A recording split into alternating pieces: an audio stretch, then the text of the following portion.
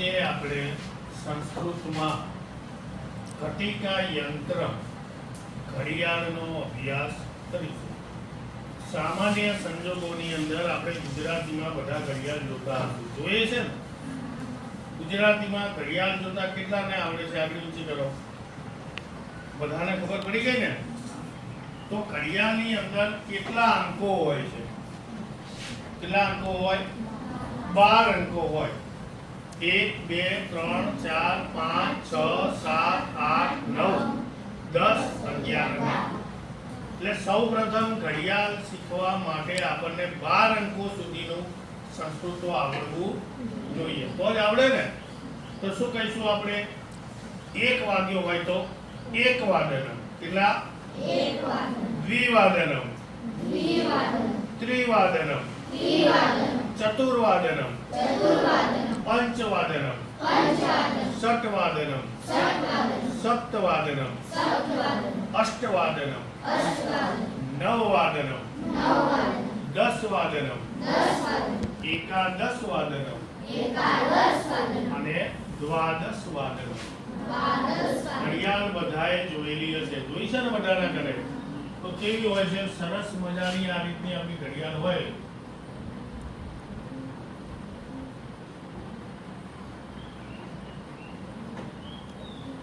બરોબર ને? આ રીતની આપણી ઘડિયાળ હોય. અહીંયા કેટલા વાગ્યા હોય? અહીંયા કેટલા અંક હોય? 12. બરોબર? ચલો, એકવાદનમ બોલો. દ્વિવાદનમ, ત્રિવાદનમ, ચતુર્વાદનમ, પંચવાદનમ, ષટ્વાદનમ, સપ્તવાદનમ, અષ્ટવાદનમ, નવવાદનમ, દસવાદનમ, એકાદશવાદનમ અને દ્વાદશવાદનમ. ચલો, આને આપણે શું કહીશું સંસ્કૃતમાં? ઘટિકા યંત્રમ. શું કહીશું? ઘટિકા યંત્રમ એટલે ઘડિયાળ. એમાં બે મુખ્ય કાંટા હોય, એક મોટો કાંટો, એક નાનો કાંટો. હવે આપણે કાંટા દોરીએ. ચલો, આને મોટો કાંટો કહીશું. તો મોટા માટે સંસ્કૃત શબ્દ શું છે? દીર્ઘ. શું કહેવાય? અને કાંટો એટલે સૂચિ. તો અહીં આપણે નામ આપી દઈએ દીર્ઘ સૂચિ.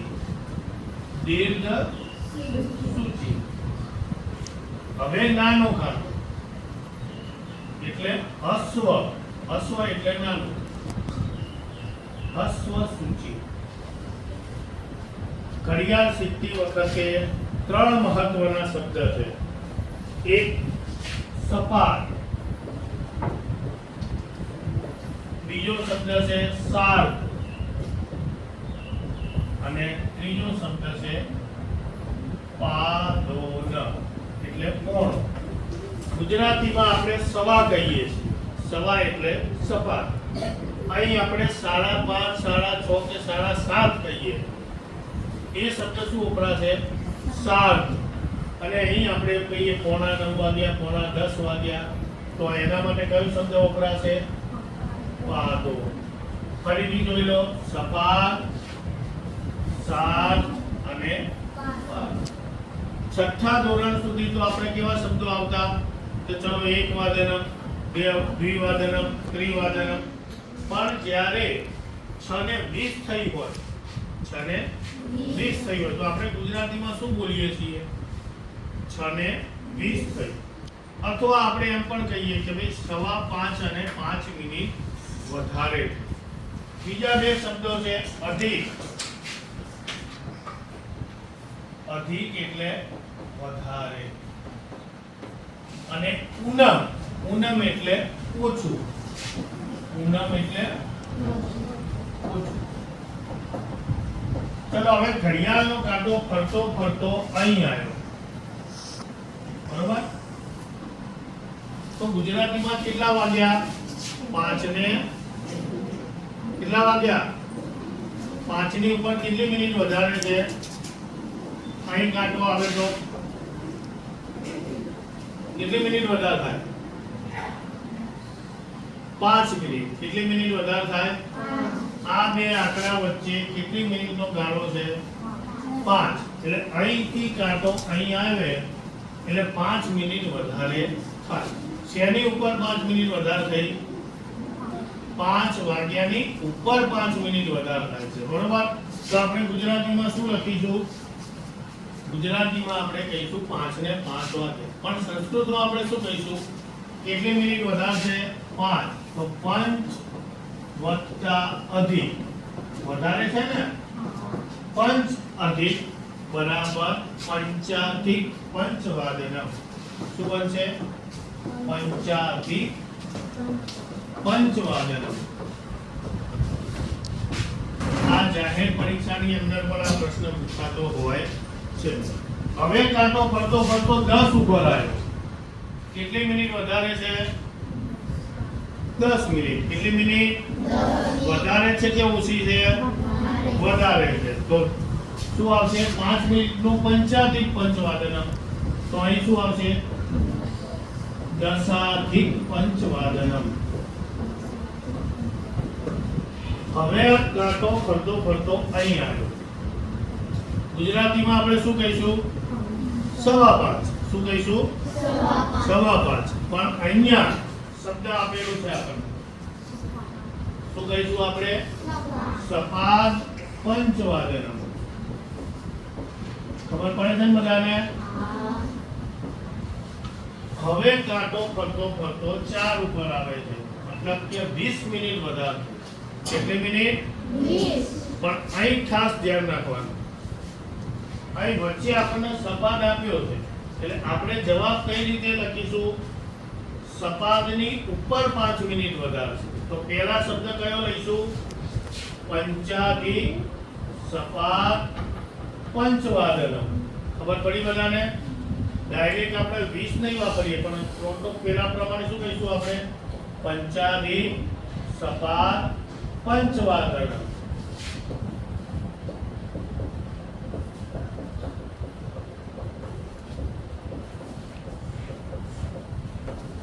હવે અહીં કાંટો આવે. કેટલી મિનિટ વધી ગઈ? 5 પાછી વધી ને? એટલે અહીં આપણે કેટલી કરી હતી? પંચાધિક એટલે 5 મિનિટ. પણ અહીં કેટલી મિનિટ વધી? એટલે 5 ને 5 કેટલા થાય? તો શું થશે? દશાધિક થઈ ગયું. તો અહીં શું કહીશું આપણે જવાબમાં? દશાધિક સપાદ બોલો પંચવાદનમ. શું થશે? દશાધિક સપાદ પંચવાદનમ.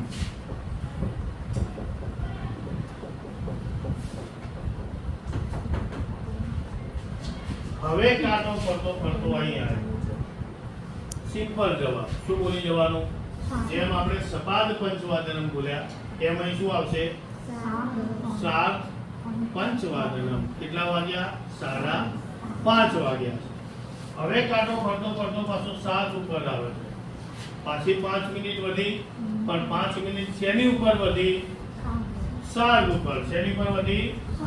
તો શું જવાબ લખીશું આપણે? પંચાધિક 7 પંચવાદનમ. શું થશે? ફરીથી જો.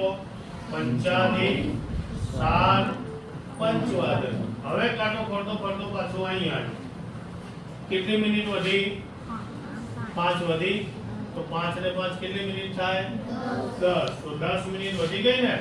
તો શું બોલીશું આપણે? દશાધિક સપાદ 7 પંચવાદનમ. શું બોલીશું? દશાધિક 7 પંચવાદનમ. હવે કાંટો જ્યારે 9 ઉપર આવે છે બરોબર, ત્યારે શું થશે? 5 ને 45 થાય. કેટલી થાય? એક જવાબ આપણે એવો બોલીએ, કોઈ પૂછે કેટલા વાગ્યા, તો આપણે શું જવાબ આપીશું? 5 ને 45. બીજો જવાબ શું થશે? 5:45 કહી શકાય? ના કહેવાય? કોઈ આપણને કહે તો આપણે ના કહીએ 5:45 વાગે, એવું ના કહેવાય? કહેવાય ને? હા. અહીં આવે એટલે તમારે જો આ શબ્દનો ઉપયોગ કરવો હોય તો આપણે એમ બોલવું પડે કે પાદોન પંચવાદનમ નહીં, પણ શું આવશે? ષડવાદનમ. શું આવશે? કારણ કે 5 પછી કેટલા વાગવાના છે? 6 તો અહીંયા પોણા 6 વાગી ગયા તો શું આવશે પાદોન સટ વાદનમ 6 વાગવાની તૈયારી થઈ હવે જ્યારે અહીં કાંટો આવે છે એટલે આપણે ગુજરાતીમાં એમ કહીએ છીએ 6 માં 10 બાકી કહીએ 6 માં પોતે કેટલા વાગ્યા તો કે 6 માં 10 બાકી છે તો કેટલી મિનિટ બાકી છે 6 માં 10 મેં તમને આગળ કીધું તો આ શબ્દ યાદ રાખજો પૂનમ છે ને ઓછી છે ને 10 મિનિટ તો શું લખીશું 10 વત્તા પૂનમ હવે સંધિની નિયમ પ્રમાણે શું બની જશે અ વત્તા ઉ બરાબર ઓ તો શું થશે દસોનમ સતવાદનમ